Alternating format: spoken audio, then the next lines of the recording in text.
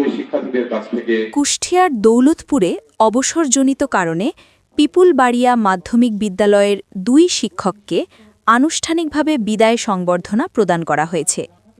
কুষ্টিয়া দৌলতপুর থেকে আব্দুল আলিম সাচ্চুর প্রতিবেদনে দেখুন বিস্তারিত। সোমবার দুপুরে বিদ্যালয় প্রাঙ্গণে এ সংবর্ধনা প্রদান করা হয়।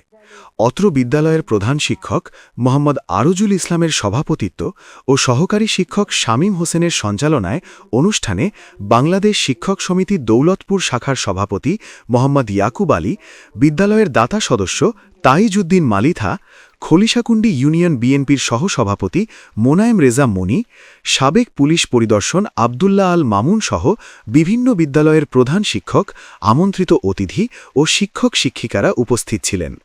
অনুষ্ঠানের শেষে বিদায়ী সহকারী প্রধান শিক্ষক আব্দুল রাজ্জাক ও সহকারী শিক্ষক শফিউল ইসলামকে সম্মাননা স্মারক ও ফুলের তোড়া প্রদান করা হয়।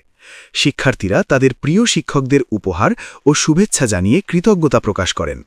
পুরো অনুষ্ঠান জুড়ে ছিল স্মৃতিচারণা, ভালোবাসা ও অশ্রুসিক্ত বিদায়।